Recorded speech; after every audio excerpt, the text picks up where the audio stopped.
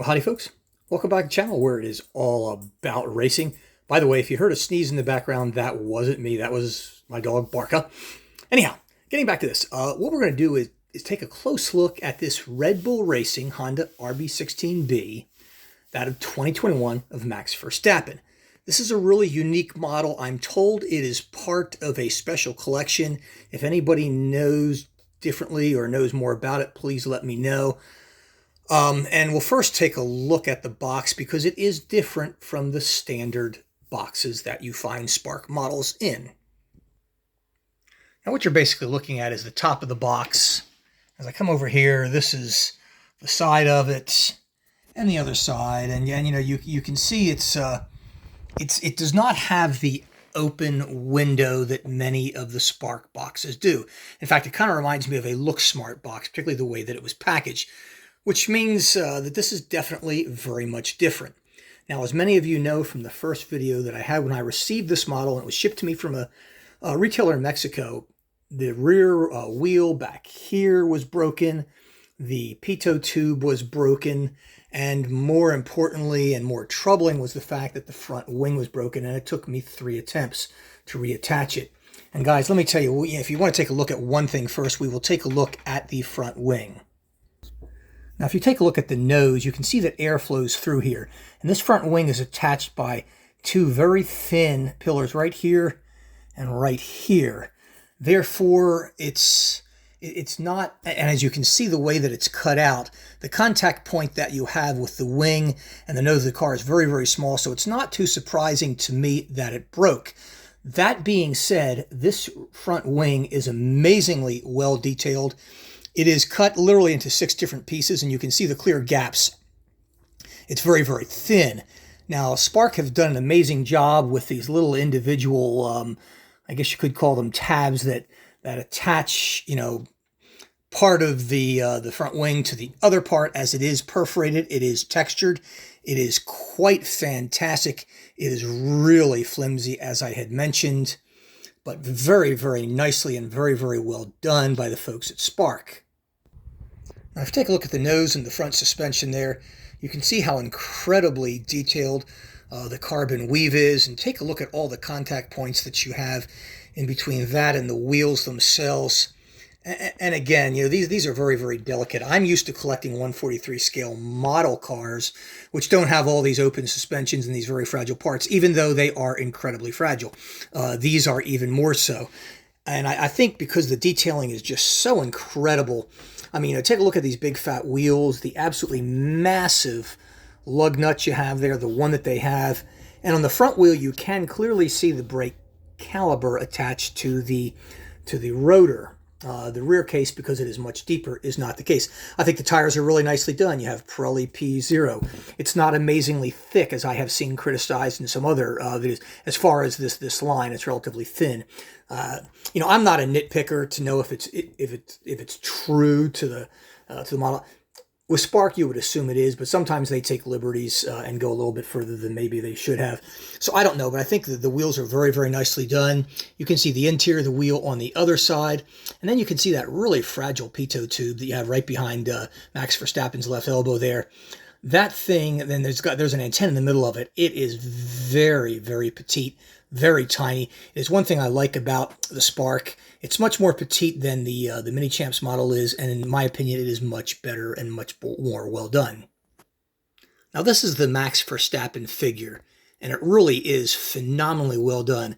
How many videos have you seen where they show the mask on the helmet, and it's either dark or you can actually see the figure of Max, his nose behind that. It's just amazingly well done. The details, look at his helmet and how phenomenally well done all the detail work on that is, how accurate it is to what the helmet actually looks like, and we had to pull it back a little bit to show it even better. One thing you're going to notice too that you may not see, and something I didn't even notice, there's a communications line that runs all the way down, you know, from essentially his helmet down to his waist. It's very, very delicate, very, very hard to see. I think you can see if you look straight at the Red Bull logo and watch how it goes down there. It is very tiny, just incredibly fragile. The Hans device around his shoulders. I mean, look at his fists, the detail, the ripples in the clothing, and just look how well done. Look even the shoelaces and the shoes. Just absolutely amazing. Now here's a look at Max from the rear. I've moved him from the position that he was in. You can put him in a number of different spots in this thing. But again, really nice work, phenomenally good work. And look at his gloves, his arms, just everything. I mean, oh my gosh. True masterpiece, in my opinion, in model making. Now what I'd like you to look at is the steering wheel. And you can see it behind the halo device. See Oracle on the top of it. You can see some of the details on the back of it, the paddle shifter. Also notice the very, very fragile aerial that you have right in front of the halo.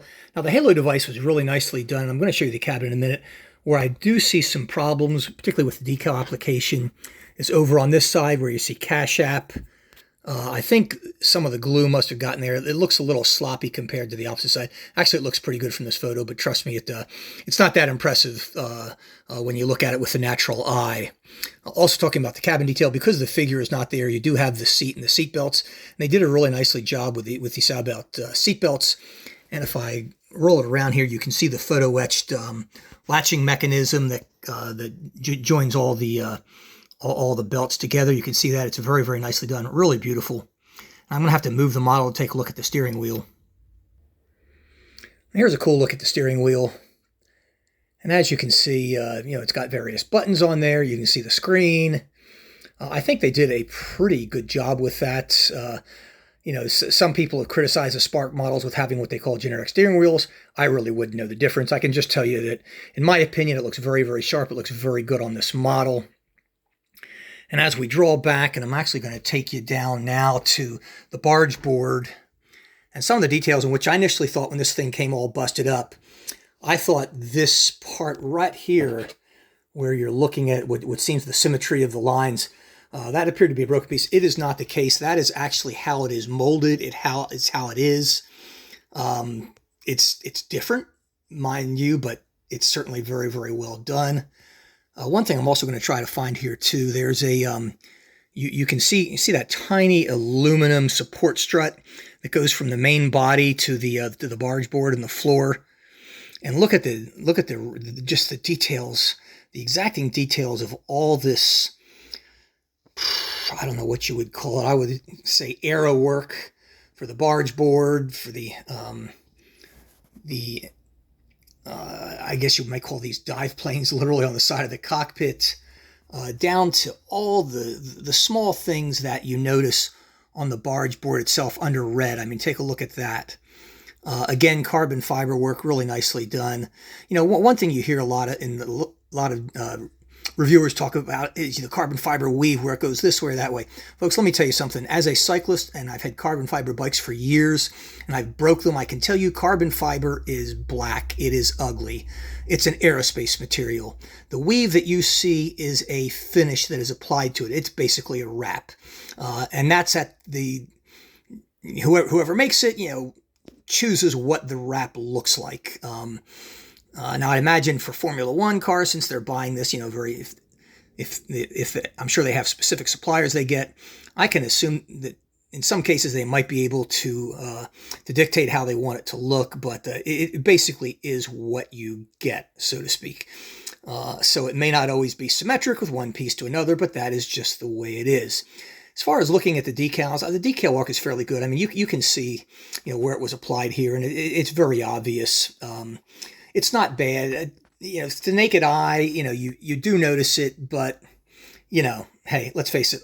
Everything that's on these, they're wraps, they're stickers as it is anyway. That's how they're applied.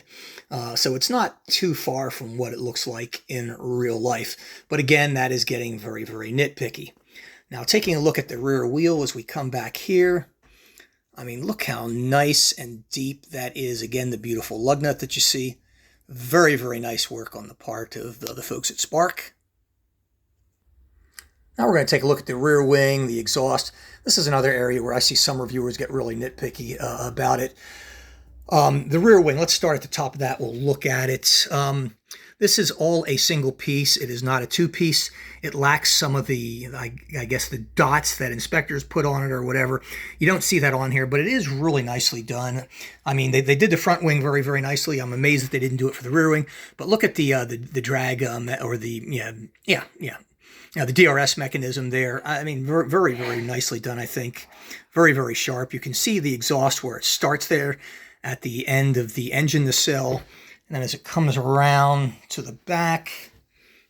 And again, I see a lot of people criticize exhaust pipes from things like Mini Champs. I think they did a really nice job there. I think that is very, very sharp. The rear light is well done.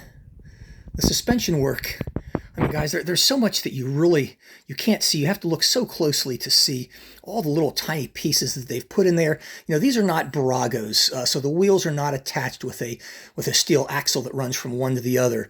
And you know, this is model making at its best. It's fragile. It falls apart. This rear wheel that you're looking at right there did. I had to glue it back. And if you look closely, you can see where I did apply the glue there. You know, this thing came busted in basically in a lot of pieces. It was very disturbing when I first got it. But, you know, now that I've got it together, it works. It looks really, really good. I mean, there's a good look at the inside of the end plates of the wing. Very, very sharp. You can see the small diffuser they have on the back of here. Folks, good work. Now, there's one thing to mention here. This one came with the leaderboard. These are actually aluminum. They're very, very thin. You bend the base of it in position to make it stand up. I applied tape to it, so it basically stays on the base. The base is wood, and I don't think it's going to hurt it at all. It is a very, very heavy model because this base is huge. It is solid wood, as you expect to come with Spark models. It does come with an acrylic jewel cover that's absolutely massive. When I handle it, I put gloves on as to not get smears and smudge marks all over it. But as you can see, Spark did a really good job with a very delicate and very difficult model to reproduce. If you buy one of these models, particularly in this scale, particularly with that front wing, with the contact points being so small and that being so delicate, you know, don't be surprised if it does arrive damaged. They do put felt underneath it to help support it. I'll be honest with you, the felt was too big in the case of this one. I think there was literally too much of it under it, and it didn't set right when I initially glued it. And I had to break it and then reapply it, not once but twice, to get it to work. And it was hard work. But it is a very, very tiny, flimsy piece. You could snap this in half with your fingers easily. It's amazing how fragile it is. I was even more careful when handling the model, particularly when I noticed that little communications line running from his helmet down to his waist. You don't see it. You just assume that's a line, but that is actually a very, very small, very thin, delicate piece of plastic that could easily pop off, and you'd probably never even notice it was gone once you did it. But anyway, so I guess my word of warning is careful handling these cars when you get them. I would certainly never, ever remove any of these cars from their bases. I generally don't do it no matter what the scale, unless it's a Barago, because they don't really come with bases. And the Baragos are toys. They're sturdy. These cars are not. They are for serious modelers only, collectors as well. I don't collect 118. It's not my thing. This might probably be the only one that I ever buy unless I get a really good deal on it. And I did get on this. If you want to take any guesses in the comment section as to how much I paid for it, and if I didn't say it in the first video, and I may have, be honest, it was less than $150. Really good deal on it. Anyhow, hope you've enjoyed this. If you have an opportunity to get one of these models, and I know they're out there, I picked this up from as I mentioned, it calls them F1 Mexico, I believe, on eBay, and also Stone Models has really good collections like this as well, and their prices are better if you buy it off their website than off eBay. I bought 3 of their models, and the next one I'll show you is a Lewis Hamilton 7-time winner, 143 scale model. Looks like it's a BBR. It is absolutely phenomenal. But anyhow, folks, thanks for watching. Hope you enjoyed it. We'll see you next time. See you, Max.